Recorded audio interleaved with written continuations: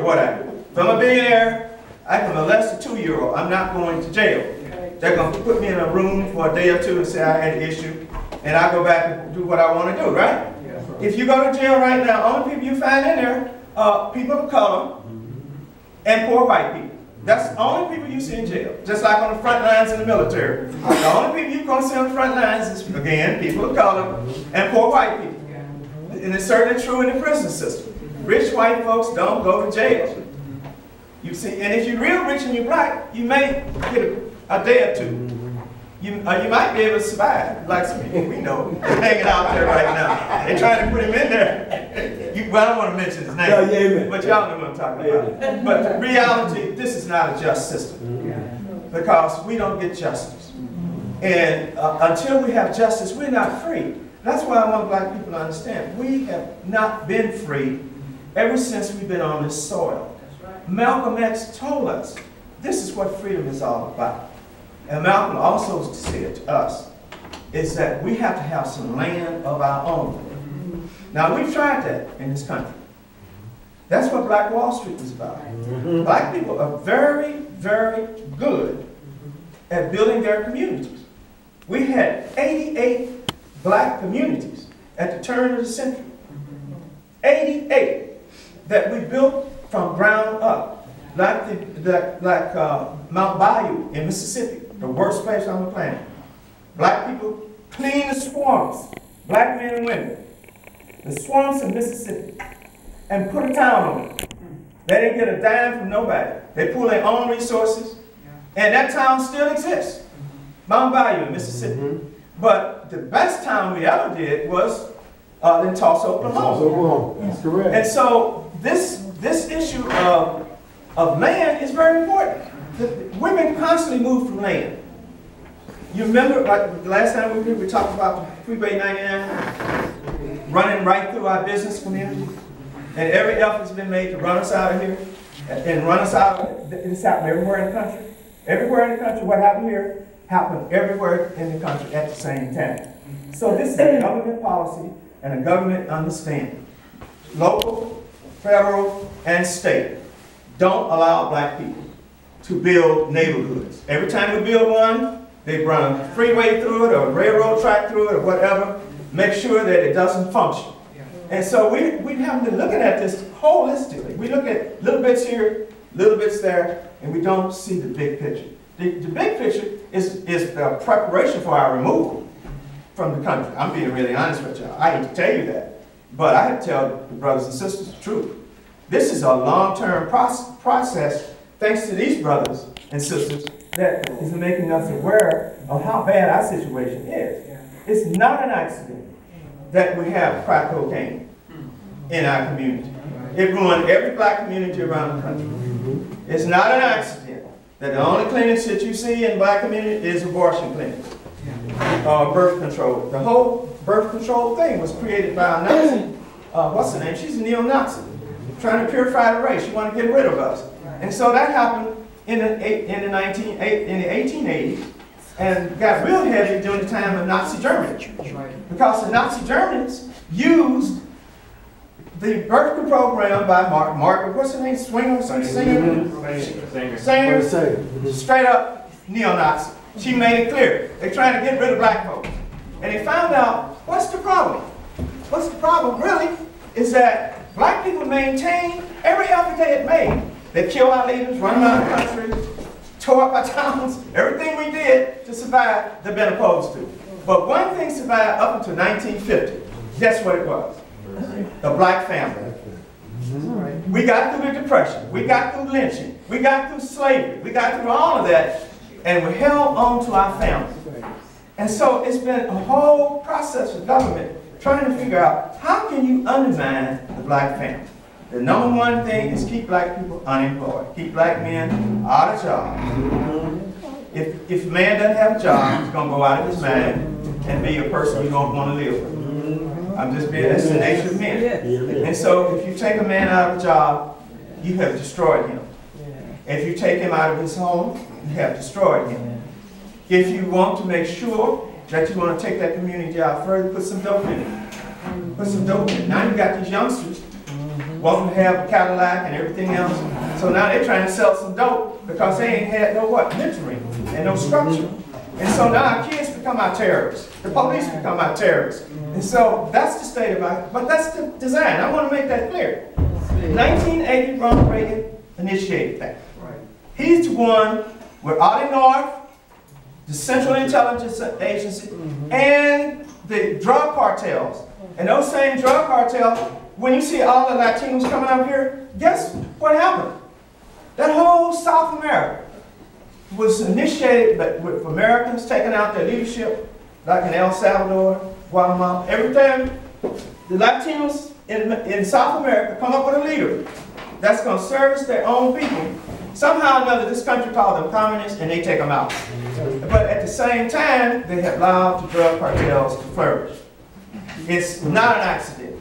So we're seeing now blowback from South America right now. We're seeing now our community's been saturated with dope, in particular that crack. But, you know, God is good. Because now, drugs is everywhere. I mean, you know, white folks got, I mean, it's levels of drugs with them. You know, the college guys, they doing what? They doing heroin. Regular poor white folks, they doing that meth stuff.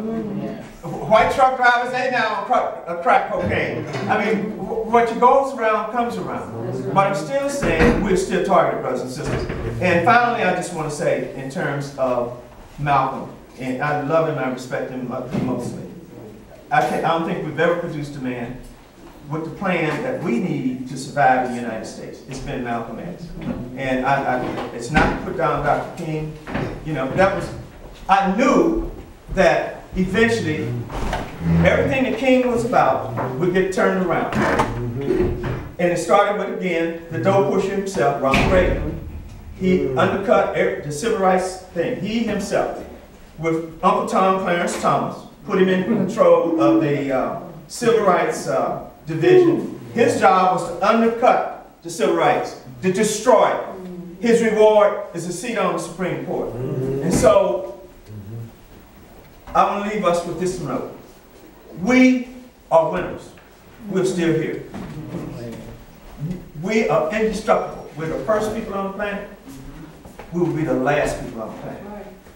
And so, we are smart enough and intelligent enough to now, once we see the truth, we will do what we need to do for our survival. See, our people didn't come through the horrors, this abomination of slavery on a win and a prayer. They came through with a fortitude, with a will to survive that transcends anything in human history. That's why I admire African Americans so much. There's never been a people more magnificent than us.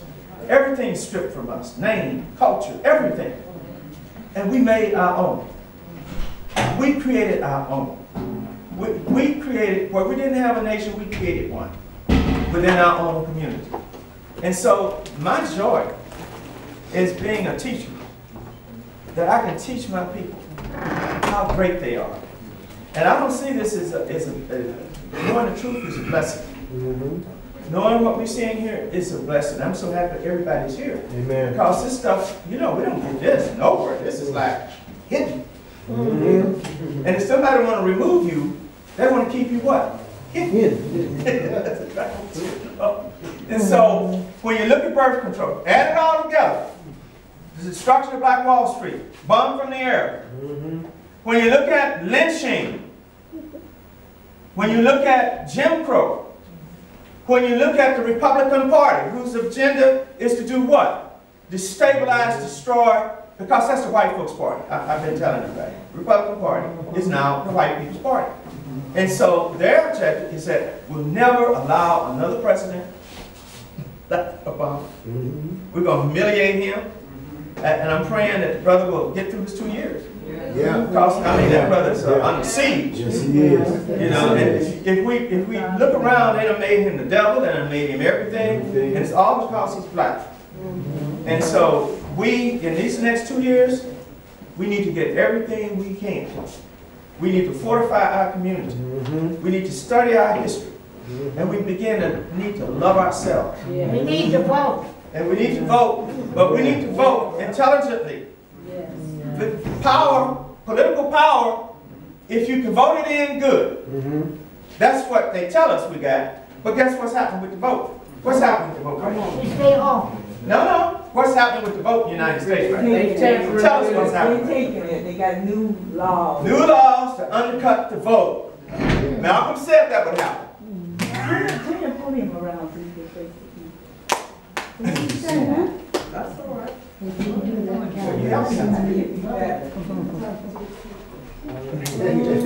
Excuse me. Are you gonna? I was pointing to Mike. You got it. Let me just say again about the vote. The vote is very important if you got somebody to vote for. And you must own the person that you vote for. Like, if you want your candidate, you own that candidate. That's how you deal with voting. Voting is not just, oh, I'm going to do something for your community and they don't see you again for the next 4 years. You have to put some money in that campaign. You have to literally own them, like the farmers own them, like the corporations own the politicians. We got to do the same thing. You need to run for office. Well, we need to run if we're right. And we need to run for office if we're about what? Our human rights. Yeah, we're going into our community meeting discussion. I just want to say that because there's a reason why you have all these Democratic members in here from the West Fresno Democratic. Oh, good. Amen. Let's not get ahead of ourselves. We'll stick with what you're talking about. I didn't even know that was it. I understand. But in terms of voting, I'm going to just say this, and I'll leave it alone. Know who we're voting for, and we need to own them. When I'm saying own them, money is power in elections. And getting your people out to do what they got to do, but scrutinize. And we need to do that with our teachers. We need to do it. Everybody that's dealing with us, we need to scrutinize them. And they got to put our interests first. Yes. And finally, Malcolm X left us his legacy. I know a lot of people get shook up. Malcolm X left us the fact that we are an African people. We have got to connect with Africa. Yes. We have got to connect with the Caribbean. All the brothers and sisters that come from the Caribbean, whether they're from Jamaica, Haiti, or if they're in South America, like Brazil, Mexico, whatever, we got to connect to them. Because that's part of our broader family. We are not a local community. We are an international community. We belong to 2 billion people on the planet Earth. And we got to connect it to that 2 billion people. That's why we got to know our African history as well as our African American history. Because we're part of a bigger picture than just Fresno blacks. It's a part of the bigger community.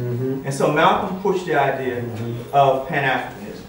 Pushed the idea of us knowing our history, relating to our original culture, because I said before and I say it again, the only people who were put in those slave ships were Africans.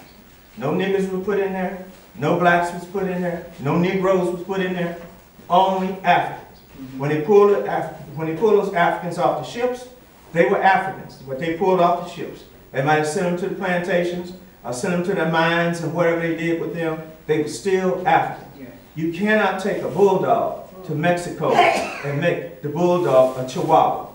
If a bulldog is a bulldog here, it's a bulldog in Mexico. So same applies to everybody else. Now, it made us ashamed of being black, ashamed of our hair, ashamed of all the characteristics that tell us who we are. We are an African people. And until we come to grips with that, that's part of our problem. Understanding that we are an African people, because as long as we're confused on that, our minds are manipulated by races. So that's why they get upset when you change your name to an African name. Well, why are you doing that? They don't own us. Why we got to get your name? And you didn't pay us. We got no compensation. And you complain that we get our own. So I want everybody here just to know that we are an African people, and we have got to connect with and tell our young people, know the truth about Africa. They lie about a lot about Africa, and they lie to the Africans a lot about us. So we got to connect our communities, and we got to connect to our brothers and sisters in South America and places like, most people don't know it's black people in Mexico. You know, most people don't know there's black people out in our little black country called Belize. Most people don't know we have a black country in Central America. And so our children, if we don't, we must encourage our children to make that connection because their future is tied to what happens to black people globally. If Africa is strong, you will get respect. When Africa runs its power in the world, no one will call you a nigger. It's as long as Africa is weak, the homeland of black people is weak, we will never get no respect. It will be when Africa is strong, we will be respected. Look at the Chinese. The same thing with the Chinese. When I was a boy, the Chinese were laughed at.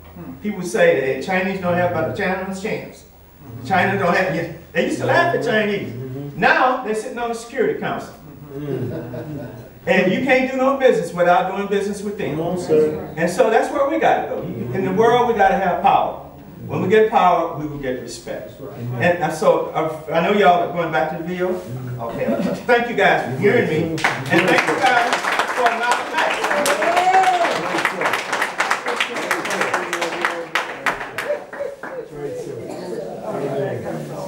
Amen. Excellent. Can we give Professor another hand for him?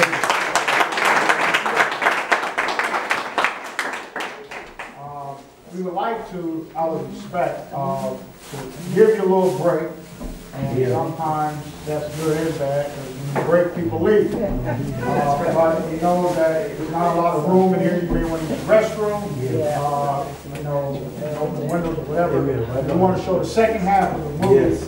We do have food for sale if you want to buy some food back there. We also have vendors here, Minister Wanda and Sister.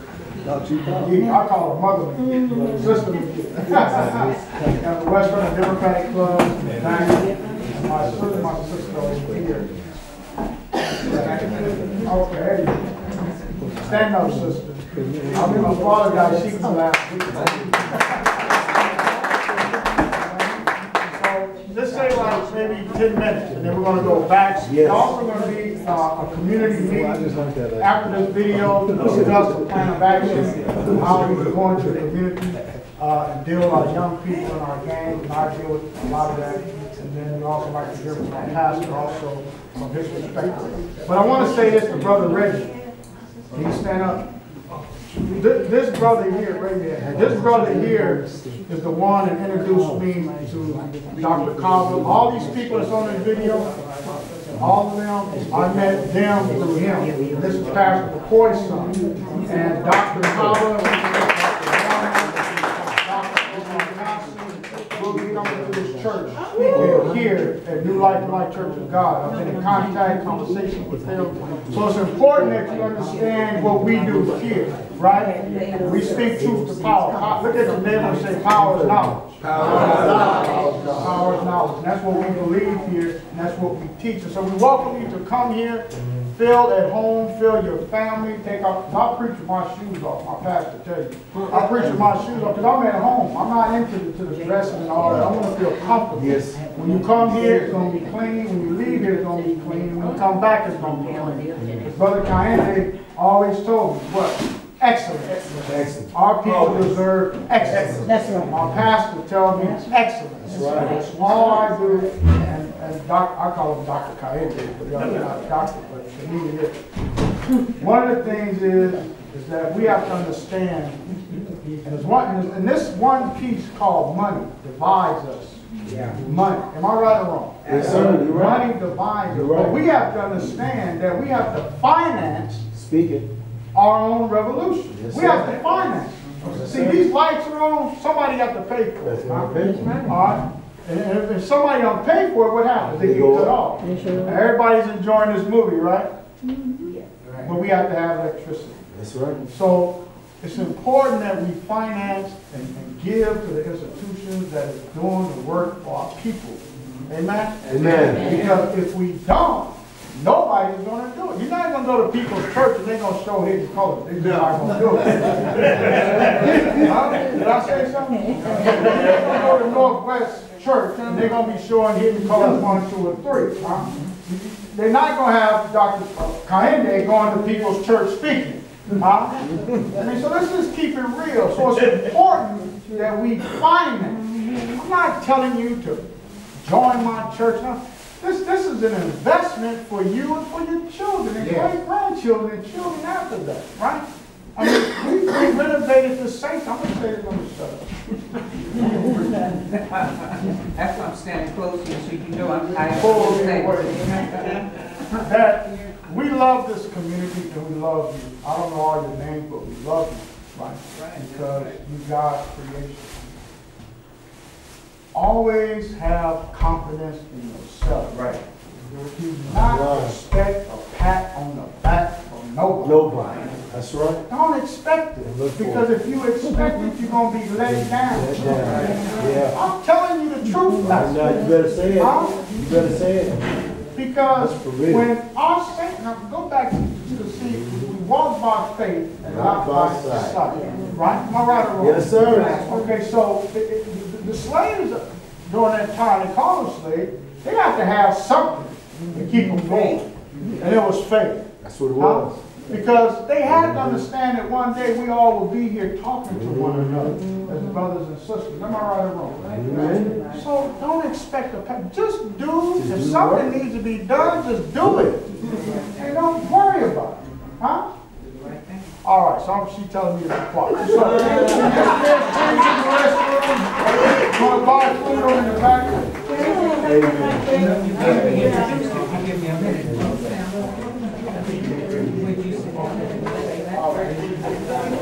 Go ahead. Everybody, I'm not going to talk for a minute. I want to thank Ms. Mary Stanley for introducing the fact that we are going to have, first we're going to have a community meeting after this event. And the biggest topic of that community meeting is we need to vote. We have the West Fresno Democratic Club here today.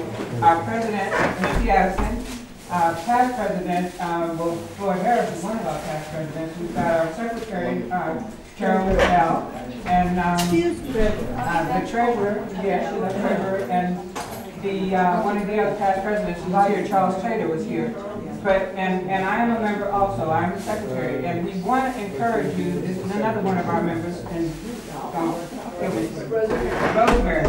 So the West Fresno Democratic Club, we are here, and we are going to try and encourage all of you. If you're not registered, all of us, please register to vote. But we want to discuss just what we've touched on a little bit here: the importance of voting, being registered, the importance of voting, and the importance of knowing who we need to vote for. If there's people out there that you know that might be interested in politics, encourage them to come and talk to us and let us know what can we do to prepare them to run in the next election, local elections, state elections, whatever election, upcoming elections. We need to start talking about putting people in politics that are going to look out for our interests. Right now, we don't have anyone right there like that that's looking out for our interests. So I want to encourage our president, West Fresno Democratic Club, Mickey Allison, to come up and speak for a moment on the topic of the West Fresno Democratic Club, what our mission is. Mary, I want you to say something too, but I need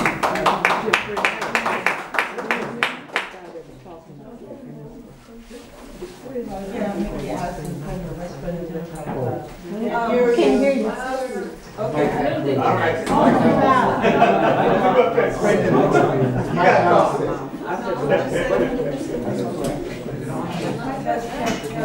he took the speaker down. This guy speak loud. He don't pick up. Okay, so I'm Mickey Allison, president of West Fresno Democratic Club. We meet every third Saturday, and so we met here. I'm not sure we're going to be able to have a meeting, and in fact, we don't have a quorum. So we can meet for a few minutes, probably right after the video. We meet every third Saturday, usually at Shalom's Restaurant at 3:30. And you're all welcome to join us. The new year is just getting started. Our membership is $15 for the year. Our mission statement is to get as many Democrats elected as we can. And there's all kinds of Democratic people. Carol is president of the Democratic Women Club, we have the Hispanic Club, we have the Democratic Mom Club, there are all kinds of Democratic clubs. You can join all of them or you can join one of them. And we want to get Democrats elected. That's it. And coming up 2016, you know we're going to have so much work to do. We got to get Hillary Clinton or whoever, have a forum over here if we want to work on her 2016 campaign. It started even before she makes her pledge to run. But the point is, whoever comes in 2016, we got to get a Democrat so they undo everything Barack Obama has done. I think he's a great president. My daughter, she be like, he don't walk on water. I know. But he is doing so much and we won't know how great he is until he leaves. Okay, that's all I want to say.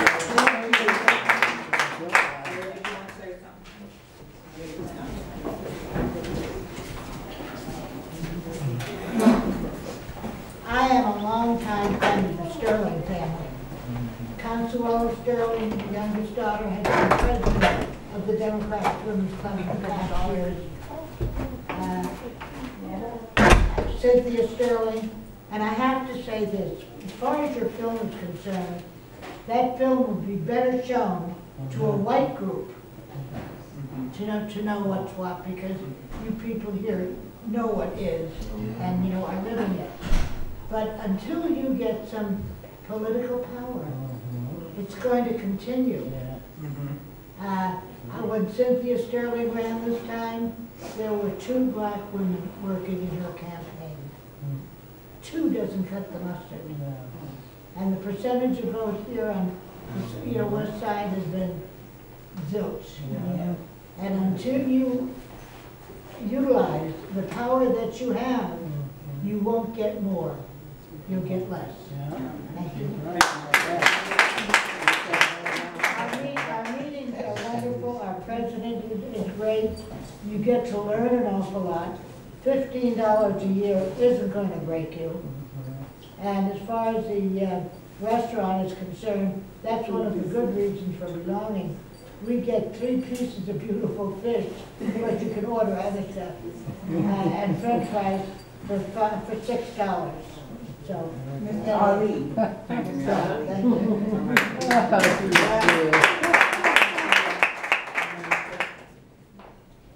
I wanted to mention, we have, where are these sisters? Right here. All right, these young ladies are here from Panther. Yes. And if you, this sister has on one of the shirts that she makes right here. I am history. I love it. I wanted to give them a minute to introduce themselves, and when you sat down,